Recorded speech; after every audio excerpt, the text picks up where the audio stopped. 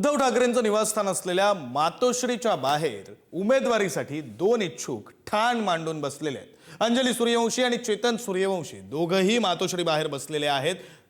ठाकरेंच्या शिवसेनेकडून उमेदवारी मिळण्यासाठी दोघंही आग्रही आहेत।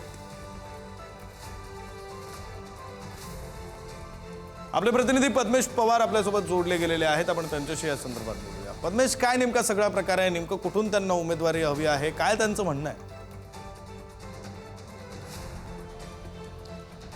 विक्रांत, काही वेळापूर्वी जे अंजली सूर्यवंशी असेल किंवा चेतन सूर्यवंशी होते हे मातोश्रीच्या गेटच्या बाहेर आंदोलनासाठी बसले होते। आपल्यासोबत ते दोघं आहेत। मॅडम सर, काय सांगाल? तुम्ही आंदोलनासाठी बसला होता, कुठून आला तुम्ही? तुम्हाला कुठून उमेदवारी पाहिजे? सविस्तर तपशील।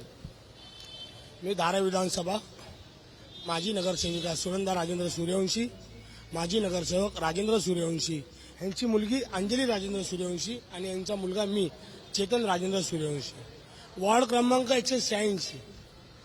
विषय असा आहे, वडिलांनी 40 वर्ष राजकारणात गेले।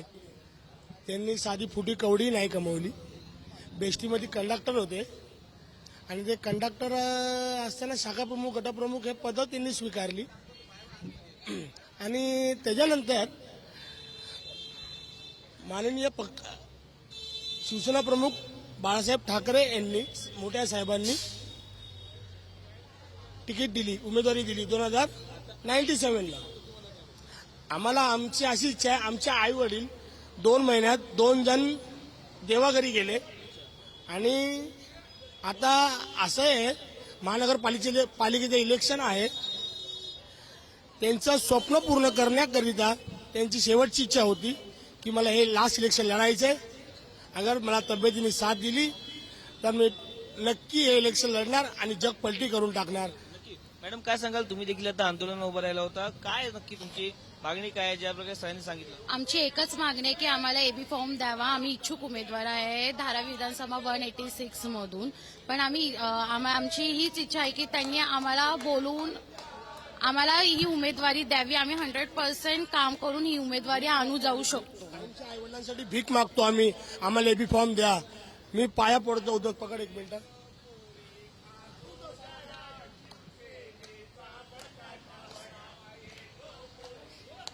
काहीच अपेक्षा नाही, स्वार्थ नाही आमचा, काय खरंच नाही। आईची शपथ।